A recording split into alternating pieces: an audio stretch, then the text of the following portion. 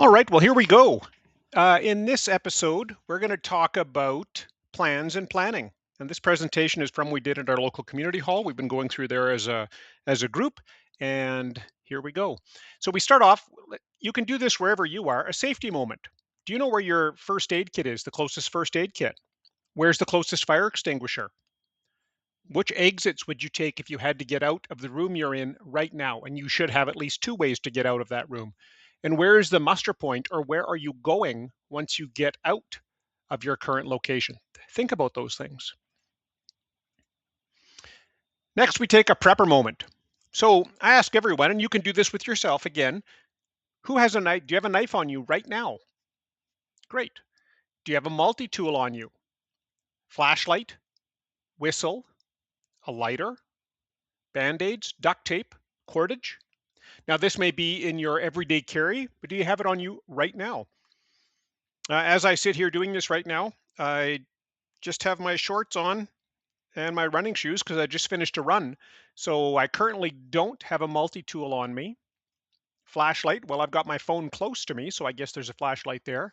Whistle, no, I normally carry a whistle, but I don't have it on me right now. Nor a lighter, nor band aids, nor duct tape, but I am wearing shoes with laces, so I do have cordage. So think about those things. We also throw in generally starting to learn about ropes and knots.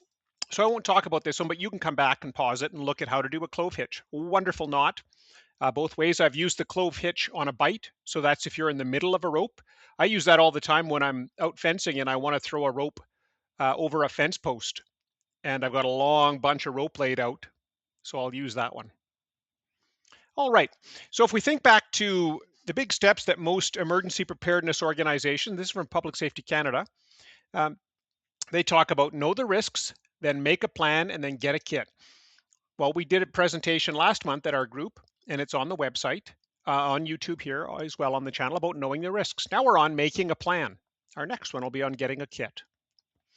So in the emergency management cycle, there's four big phases. You have your mitigation, preparedness, response, and recovery. So mitigation is reducing or eliminating impacts from potential hazards. Preparedness, that's where planning falls. It's building capacity and capability to manage impact. So preparedness includes things like making your plans, getting the resources you need, training and exercise, things like that. Then you have the actual response, and then recovery is restoring things back, as well as looking at your lessons learned and improving, feeding back into mitigation. So preparedness is making your plans, getting resources, and training and exercise. There's various types of plans. We're going to focus on a couple of just basic ones. A household emergency plan, just a generic plan. And then we're going to talk about contingency plans, or those are plans that are specific to a particular hazard or event. Household emergency plan.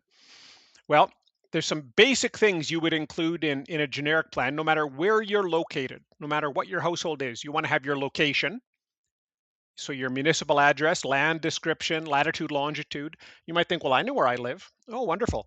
But if you have your plan in an easily accessible spot or your family knows where it is, how often have you had, if you have kids, how often have your kids come up to you and said, "What's my address again?" Because they're doing something, filling something out. Takes a while to remember your address. I struggle with the postal code sometimes, right? So it's good to have that stuff down. Or maybe you have company or guests over, and if your plan is someplace very visible, there's nothing secret for for the most part in this plan. So your location is very good. Or if you're very confused or in a high stress situation, um, you might not remember your land description lat long, or sometimes even your address in very high stress situations. You want to have your family members, their names and their contact information. So their phone numbers, their email addresses, things like that. I remember one time I was working for a company and I only had a company phone. And my employment, they were letting off a whole bunch of people. Mine was one of the ones that was removed.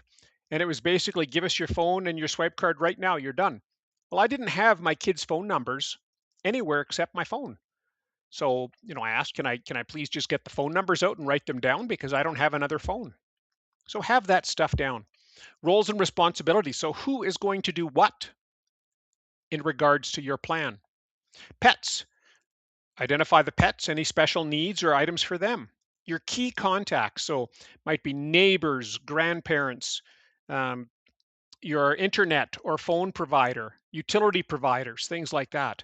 And you also want to have the utility information specifically for your location. So where is and how to shut off the water, your HVAC system, your gas, where's the electrical panel. You may know how to do all that stuff, but does everyone in your family? It's nice to have an actual document that they can refer to be able to do these things. Contingency plans and procedures. So some could be very, very simple procedures that are actually put into your household plan in an appendix, right? That goes along with that plan. So plans, you might have a communication plan, maybe a fire smart plan, a power loss plan, financial disruption, a get home plan, family reunification, pet preparedness, security, up to and including lockdown, and a business continuity plan for your business, even if it's a home based business. Just because you're a company of one doesn't mean you shouldn't have a business continuity plan. Or a lot of small businesses out there, they should absolutely have business continuity plans. Procedures are very specific to a very particular task or skill that's being done. So, evacuation, just how to get out. Nothing else is in the plan except how to get out.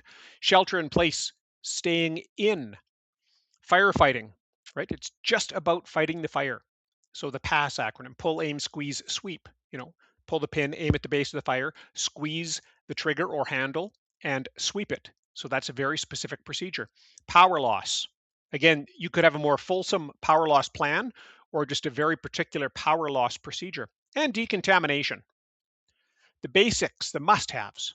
So doing some of the basic must-have plans will help you go through the process of planning. You may think it's too rudimentary or too basic or elementary for you to go through some of these plans. It's reinforcing that good behavior. That's what you want to accomplish. Um, and these plans that you're developing have a higher risk. Remember, risk is probability of something happening multiplied by the impact of something happening, or you can add them together. I mean, if you really want to, and are some that everyone should have. So we're going to talk about some of those. Basic plan components, or what are the sections? Well, one is awareness and alerts. How do you know that something has happened? How are you alerted to the fact that you need to go to your plan or activate that plan? Then there's the actual activation of the plan. How do you do it? Actions. So what actions do you or others take? And it could be level based. For example, in my security plan for my property, I've got, you know 5 levels of security.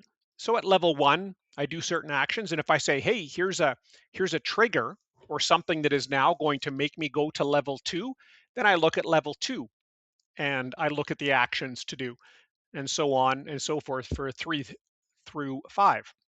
Or it could be time based. Your plan might say the actions are: in the first 24 hours, I will do these actions. If the event is prolonged and goes into 48 hours, in the next 24 hours, so from 25 to 48, I will do these actions. Whereas if it's level based, you could go to level 2 and sit there for a week with no changes. Very different from time based. Roles and responsibilities. So who is doing what? Deactivation. How do you deactivate or de escalate that plan and return to normal? And then you're training and exercising. A plan is your assumptions, what you think you should be doing. And when you train and exercise, you're actually validating that the plan is accurate. If the plan's good and things don't go well, then you just need more training. If the plan is not good, then you have to adjust it. Communications. So you could have a basic one that everyone should have is a communication plan. There's lots of different ways to lose communications. It could be from a high altitude electromagnetic pulse, a nuclear device detonated in the atmosphere that drops out um, all forms of communications. It could be a solar flare. It could be your phone fell in the toilet. Could be either very malicious and intent driven reason or something very simple. Um, Radios. That's a simple backup for communications. There's just some different examples. The semaphore, right? Using flags. This flag here, this was one that someone had given to me at the presentation. And this communicates something to you right now. Having a Canadian flag, flying any kind of a flag is a form of communication. It tells people viewing that flag that you maybe are either pro or against something. So be conscious of that. When you're looking at communications and any kind of a plan, you want to use the PACE acronym. It's very easy to use. So you have your primary plan, then your alternative method, contingency, and an emergency method. So if you think about phones, communications, you might say my primary is my phone. And maybe you text primarily. So texting from your cell phone is your primary means. Alternatively, if texting doesn't work, you might say, well, I'll send an email. Then what? Well, maybe I'll actually have to phone somebody. Okay, and then what? Well, maybe you have a different way. You can write them a letter. You can use a landline, use somebody else's phone if your phone's not working, use a radio, CB, ham, walkie talkie. Should always have an out of province contact in your communication plan. If the system and circuits are overloaded locally or provincially, sometimes you might be able to get out and check in. All of you know to check in with grandma who lives in a different province. Evacuation plan. Everyone should have an evacuation plan. Basically, it's to get out from the in. So wherever you are, you want to get out. That's a basic evacuation plan. Two ways out of every room. I'm going to go out through the window or I'm going out through the door. Now, I'll take it a step further and make that plan a bit more complete. What am I going to do once I am out? Now, that evacuation might be the procedure. An evacuation plan is the now what. So this is something you want to think about. Downtown Calgary. So when I worked downtown Calgary in an office building, everyone said, I said, where do we go if we have to evacuate the office? Oh, that's easy. We're going to go across the street. There's a big atrium there, and there's a Tim Hortons coffee shop there. We're all going to go there. Wonderful. And then I talked to someone else, another building manager, and said, what do you guys do for your evacuation? Oh, it's easy. We're all going to go out, go across the street, go to a big atrium, Tim Hortons. Well, it turned out that pretty much every office building around that Tim Hortons was going there. So if there was a generalized kind of local evacuation of all those office buildings, you would have thousands of people trying to get into that atrium. So we didn't really all work together to think of the then what. Schools, right? Quite often when you're in school, they'll say, oh, evacuation, it's a fire. Don't get your jacket, nothing. Just get out, go to the tennis court, go to the track, something like that, large open area, and queue up, make lines. Okay, well, where are you going if it's cold or very hot or very windy or, some kind of inclement weather outside? Where are you going to go? What are you going to do? What about you? Example, do you have family members or friends that say, oh, I'm just, preppers often have this. People say, well, I'm just coming to your place. Okay, well, if you're okay with that, are you ready for them? Do you have enough food, water, blankets, pillows, air mattresses, things like that for them? Or have you told them, you know what, hey, that's fine, but you're going to have to bring some food and bring your sleeping bags at least. So have those ready to go if you're coming here. Or if you're evacuating to someone's house, have you even discussed it with them? If you have pets and they don't, are you just going to suddenly evacuate from your house with your pets? A couple of big dogs maybe turn up at their doorstep and now they have to suddenly accommodate you and your pets. They probably don't have pet food or maybe not the right kind for your pets. So if you are going to do that, discuss it with them so they know and either purchase and store some pet food at their location or have some in your go bag ready to take with you. 2 ways out. That's part of your evacuation. 2 ways out. Plan ahead. Each room, you should know 2 ways out of every room, 2 ways off of your property, 2 ways out of your neighborhood, out of your province, and out of your country. Many people have dual citizenship. Some people have bank accounts in different currencies in different countries. Maybe they have a vacation property or land in a different country that's their bug out location. The example that I'm showing on the screen is of a cul-de-sac. And someone who's living in the house right at the end of the cul-de-sac, they might say, well, there's only one road out. Well, you have to think outside the box sometimes. If it was a true emergency and you just drive across the little bit of grassy boulevard and then across the sidewalk, maybe you're on another road to actually get away, right? You always see on the movies when they have to evacuate a city, All of the lanes going out of the city are choked and clogged and gridlocked, and all the lanes coming in are free and open and clear. There are still two ways. Drive on the other side. There's no other traffic coming in. Think outside the box. I'm showing a picture on the screen for those of you that are just listening, and there's a property with a single driveway in and out. It's nestled in the trees, and there's a creek, or it could be a river, right, flowing through it. Don't just think of, okay, if there's only one way to get in and out, and that's on the driveway. Maybe you've got a kayak or a canoe or a raft that you can take if you had to, if that road was blocked by fire or trees down or an aggressor, something like that. Think of other ways to get out. Shelter in place. So let's walk through some of the examples that we said, the key things that a plan includes. So activation. Well, maybe you activate your plan to shelter in place if it's very smoky. Either actual or alerts are out. We've had lots of instances in the last couple of years where there's been lots of wildfires, forest fires, and the smoke has drifted across not just the country, but the entire continent. So maybe you hear that there's fires in a neighboring province or state or country, and the smoke is going to be headed your way. Maybe it's there already. Escalation notifications. Well, maybe you want to notify your family members via text, phone, or face to face, or an email. What actions do you take? Well, you close and lock all the windows and doors. And if it's imminent, if it's there now, turn off your HVAC system. Roles and responsibilities. So, who are doing those things? Well, maybe one person in your family is emailing everybody else, and another is locking doors while a third turns off the HVAC. That's just an example. Deactivation. Okay, so the wind has shifted, the smoke is blowing away from us, so I can de escalate now. I can turn the HVAC back on and can use my windows again to get some fresh air. And then practice that. Do some training and exercising on that. Types of sheltering in place. Well, there's normal sheltering. And if you say, okay, I'm at my normal sheltering procedure, which might just be close all doors and windows and turn off HVAC. Expedient sheltering. Well, that's your normal sheltering. Plus, you want to reduce infiltration of that contaminated air, smoke, whatever, by placing plastic sheeting over the windows and vents and taping over your electrical outlets, around the doors, and over other openings. Then you might advance to enhanced sheltering. That's where you're actually modifying your structure to reduce infiltration.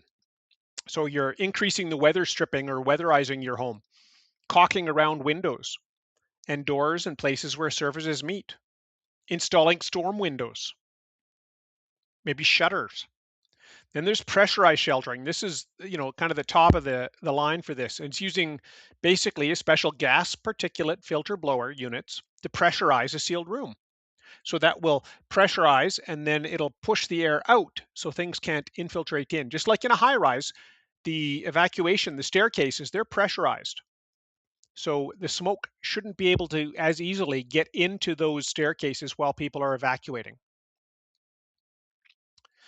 Pre-planning for resources. So for sheltering in place, common items for both home and business that sheltering in place includes, but not limited to, battery-powered radios with extra batteries, flashlights with extra batteries, canned or packaged food for 3 days in your home or business. Now, again, especially business, but also at home, you would want to have some that don't require heating, right? Ready to eat food, water for drinking, a hardwired telephone, and a cell phone with charger, electrical outlets if available, if you're sheltering in place in a particular room, duct tape, pre-cut plastic sheets would be ideal, much faster, and first aid supplies. Sheltering in place alert. So let's go through. Here's the alert. This is pre-event actions. You hear that there are a lot of wildfires in a neighboring province and smoke is headed your way. So what do? You want to increase your monitoring. Watch for alerts. Maybe you're signed up for local alerts. Listen to the news, the TV, radio. What's your network saying? Keep your finger on the pulse, right? Stage. So get ready in a convenient spot, needed equipment or gear. So you know the smoke could be coming. So get your N95 masks or maybe a respirator ready. If you have any pre-existing conditions with breathing, you might have an inhaler. Get that ready. Other medications, get them ready. Get your tape and plastic ready. And then go over your plan so that you're familiar. refresh your memory with what you have to do if it escalates. Let's say it escalates. Now we're actually in the event. The smoke is here. So at home, you want to get or stay inside. Notify your family members and contacts. Close and lock all exterior doors and windows. Locking will both help prevent unauthorized entry as well as provide more structural integrity should there be a pressure wave from an explosion or strong winds. So again, sheltering in place is not just for radiation or smoke, things like that, but there's steps you can do that just make it all the way around more secure. If there is a risk of explosion, you should also close blinds or curtains so that if the glass breaks, it will stop some of the shards. Turn off any heating, ventilation, or air conditioning, as well as any fans. This will limit air movement in the house and help prevent air exchange. Some other actions: turn on your TV and radio so you can get updates, check internet and websites, keep your phone lines free, get your go bag ready in case you have to evacuate. Things could change in a hurry. Get to an interior room without windows. And depending on the nature of the threat, it'll determine which room you should go to. If it's a tornado, go to the basement. Chemical threats, you might want to be above ground. Don't go to the basement because a lot of chemicals are heavier than air. Make sure you have food and water in whatever room you're designating as your safe room. Bring your pets with you. If you have a shelter in place kit or materials like duct tape and plastic, towels and such, get it ready. You can use them to help seal cracks around doors. Continue to keep the phone lines available. Again, continue to monitor TV and radio and listen for what local authorities giving you the all clear. So in our little hall, I was doing this presentation, we talked about if it's a heat emergency that we're sheltering in place from, gets very, very hot outside, go to the basement. It's much cooler there. Tornado, maybe you have a safe room, the basement, or bathtub. Tubs are, you always, just about always see a tub in a picture. The house is gone, the tub is still there. So get in the tub. The bathroom is usually a small space. The tub's made of strong material and heavy, and you're sheltered. If it's cold, you want to get to a small area where you can conserve heat. Maybe a small interior room, or set up your tent inside a room to make that area smaller. If it's an assailant, think about concealment versus cover. Concealment just hides you, but it won't stop a bullet, whereas cover hides you and provides some ballistic protection. What are the concerns? Doors, windows. We had shutters on the windows at the hall. Falling objects, the road, streets nearby, power loss. So let's look at the alert phase. Activation. So alert. Severe weather warning issued. Possible power loss. How do we escalate or notify? Notify family members via text, phone, face-to-face, and email. Actions. Charge your power banks for your phones. Charge up your phone and your computer, your laptop. Ensure your generator is full of fuel and you've got spare fuel ready. Ensure you have flashlights ready and test that they work. Get spare batteries ready. Check the generator fuel levels, maybe start it to do a test. Get coolers ready in case you have to move items from the freezer to them. Have alternative cooking options. Roles and responsibilities. Well, everyone should acknowledge the receipt of the alert. If you send out an alert saying, hey, everyone, potential power loss coming, they should all respond, got it, acknowledged, thanks, something like that. And again, charge all phones and other devices. Deactivation, so the severe weather never materializes. Maybe all the alerts are canceled, so you can de-escalate. Training and exercise, practice sending out your notification. Practice getting your gear ready. So now the power loss occurs. So your primary power goes out. That's the activation of this portion of your plan. Power's out. What do? Well, your escalation notification, you notify family members that now the power is out. Actions: get your flashlight and use it. Check the breakers. Start with the simple things. Isolate the panel from the main grid if you're going to use a generator or switch over to an alternative method. Start your backup generator. So, example of roles and responsibilities. Everyone might get their flashlights. Person one checks the breakers. Person two prepares to start the generator. Deactivation, when main power comes back on. Recovery phase. So you want to check the damage to any electronics. And that's a good point. Maybe in your phase when the power goes out, the response phase, you start unplugging everything so that if the power does come back on, things aren't negatively impacted. In recovery, you'd also recharge those battery banks and rechargeable devices that you used, replace any batteries if needed, and replenish the fuel in your generator. Well, let's look at wildfires. In the alert phase, maybe you're signed up for your local community's alerts and you get a warning issued by a county that no burning is allowed. Fire advisory declared. So you notify family members. Actions, what do? Look around, maybe do a possible cleanup if there's garbage or things that might catch fire close to your house. Fire smart techniques. Ensure your extinguishers are ready, charged and ready to use. They're in your vehicles, or if they're water based, filled and ready. Maybe get your garden hoses ready and stage them by your outdoor taps or water hydrants. So it's one less thing to do. If you have a big water tote, one of those big 2,000-liter totes, maybe get it into a vehicle and fill it up. If you put it in the back of your truck, if you think it's going to be a serious potential for fire, get it in the truck, lift it up there empty, and then put some water in it so you're ready to go. Maybe if you've got a tractor and a cultivator, hook it up. My tractor right now, I don't have the harrows or the cultivator on the back of it. If I thought there was a big chance of there being a wildfire, I would hook it up so I'm ready to go. Acknowledge the receipt. Everyone should do that. Maybe person one stages the hoses, the garden hoses, and person two checks the extinguishers. Deactivate if the advisories are canceled. So the response phase. Okay, fire is reported. Notify everyone. Maybe call your mutual aid group, your MAG as well. Person one and two, they might respond in the truck with the water tote. Person three might plow a fire break with the tractor because you've already got the tractor and cultivator or harrows hooked up. Person four might check on the animals and make sure they're safe. And once the fire is out, you deactivate. Recovery. If there's no serious damage, you fuel up the vehicles, clean and put the equipment away, notify everyone of deactivation. If there is damage, you'll have to deal with insurance. So what plans are you going to start with? I would encourage starting with some of the basic plans that everyone should have. Evacuation. Very easy. You don't even need graph paper. Get a piece of paper, draw the main floor of your house. Start with that. All the rooms, and then in each room, figure out 2 ways to get out of each room. Mark that. Maybe red is the primary way out. Put an arrow, go through the front door to get out of this room. Blue is secondary way out, maybe out the window. Put that on there.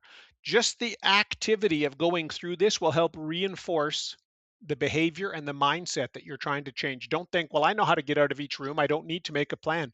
Go through the steps, go through the motions, create that behavioral change. It all helps with planning. Involve your family in it, your spouse, your partner, your kids, right? Get them involved with it. Quite often from school, kids get these, and that's what drives doing this type of activity. Start with the basics, get it done. Everyone should have an evacuation plan. Then move on from there. Expand on your evacuation plan. Use what you've already got. Don't switch to a new plan. Take your evacuation plan. Okay, now that I'm out of the house, what am I going to do? If I'm evacuating because of a fire, did I include taking my cell phone with me? Like, do I keep my phone by the bed? And do I know that part of my evacuation plan is grab the phone, maybe I'm there by myself, get out. Next step, call 911, make sure the fire department's on the way. Call your mutual aid group maybe. Where are you going to go? If it's poor weather outside, you have to go somewhere. So make sure, expand that evacuation plan from getting out of your house to now I'm going to the neighbor's place to wait there to see what has to happen. So